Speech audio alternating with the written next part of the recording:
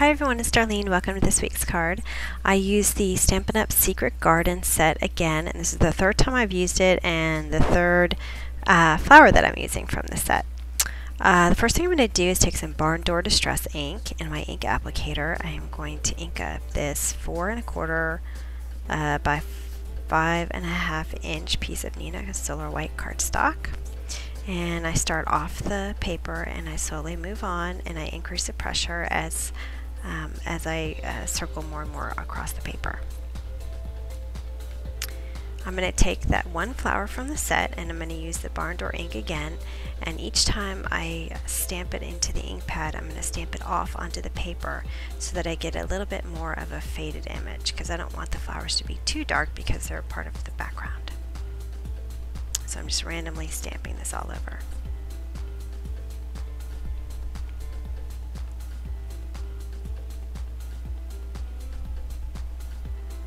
Alright, now it's really important that you dry this, because the distress ink, even though it feels dry, it's actually pretty wet, and if you try to emboss on top of it, the powder will stick to the ink all over the card. And since I'm going to be embossing now these flowers using some Versamark ink, I want to really be sure that my background is dry, because I don't want a bunch of white embossing powder sticking to my background. So it's kind of hard to see, but I'm doing 4 of these flowers and I'm going to use some white embossing powder and I'm going to heat it to set it. And the reason why I'm embossing this is because when I use watercolor I really like to have a hard edge so that the water doesn't go over the lines. Alright, so there's 4 steps involved in this watercolor technique. The first is to take your pencil, and these are Inktense pencils, and I'm just using one color. And I'm going to color the inside of every petal. So you can see I slowed it down a little bit so you can see. And I just go all the way around, all the way out, and just coloring the inside of each petal. And I'm putting on a pretty good amount of pressure because I do want to get a good color there. These pencils are very vibrant and the color is very thick on them. And I've been kind of disappointed with the way I've been watercoloring it recently, because I feel like I can't get a lot of blending. I feel like the whole thing just turns out to be one color. So the second part, the step 2 of this technique, is to take some water and wet your brush and start on the outside of the petal and work your way in.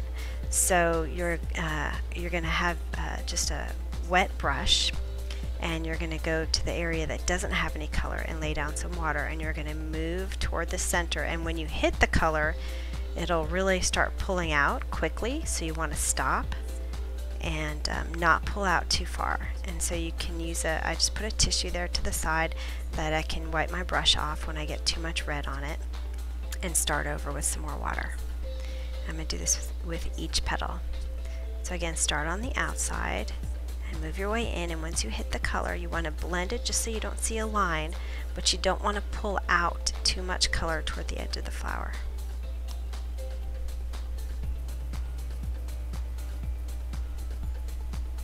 And I actually was, when I was first starting this, starting my water on the inside of the flower and kind of blending it out, because that's sort of, I don't know what you would think to do, is to start in the color and move it out. But I actually saw Jill Foster do it the opposite way, and I thought, yes, that's exactly it. That'll make it so much easier to blend. So I'm speeding this up a little bit so that you can see. I'm going to do this with each petal. And because these Inktense pencils are so vibrant and so thick with color, it's really important to start on the outside, because if you start in the color, the whole petal just becomes one color very quickly.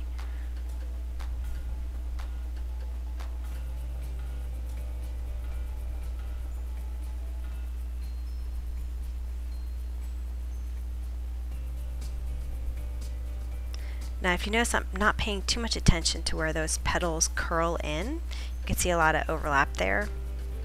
And I'm not paying too much attention to that right now. I'm going to work on those later.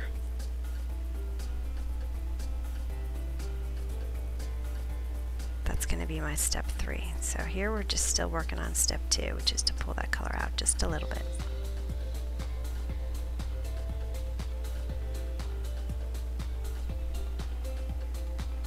Alright, here's step 3. So what I'm going to do is where those petals are curling, I'm going to add a little bit of darker color. So if you think about it, where the petals are going to curl, you'll see a little bit of a shadow underneath there. So I'm actually dipping my brush in the water, and I'm pulling some color from the center where I had first colored with the colored pencil, and I'm using that underneath where those rolls and the petals are.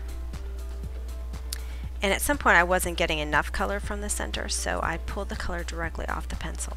So what you do is you put water on your brush, and then you just brush the tip of your pencil and it'll color it, and then you can use that color on the paper. Alright, so that's step 2.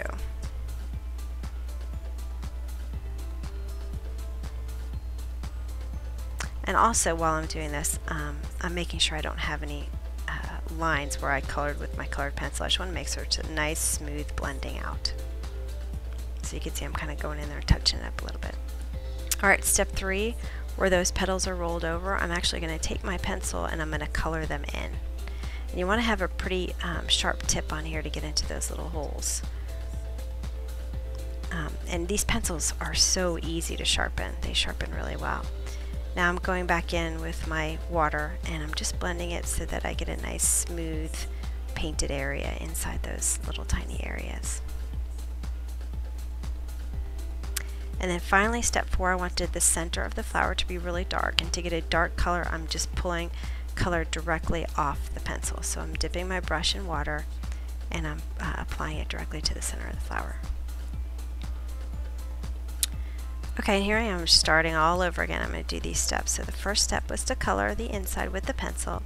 The second step, just to review here, you get your water, you start on the outside and you move your way in until you hit the color line, and you blend it, and you brush it enough to blend it and then stop. And then third step is to put some color underneath the rolls of the petals, just to kind of give a little bit more perspective. And then finally you're going to color those rolls with the pencil, and then take water and blend it so that it's a nice even color in those little areas. And then finally pull the color directly off the pencil so that it's pretty dark in the center of the flower. And those are my 4 steps. So I did that on all 4 flowers. And now I'm using my Stamp-O-Majig. So I'm putting it on my acrylic block, and I'm going to stamp it on my Stamp-O-Majig sheet. Then I'm going to wipe off my stamp. I'm going to place my stems where I want them, and I'm going to white emboss these stems so they match the flower. So I'm going to line it up where I want it, then remove my sheet and stamp it with some Versamark ink. I'm going to do that 4 times, 1 for each flower. And then I'm going to sprinkle it with some white embossing powder and heat it to set it.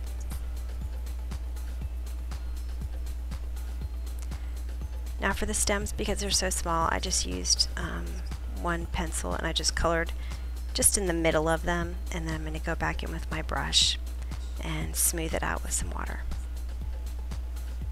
So I'm not going to really do any blending, I'm just going to smooth it out.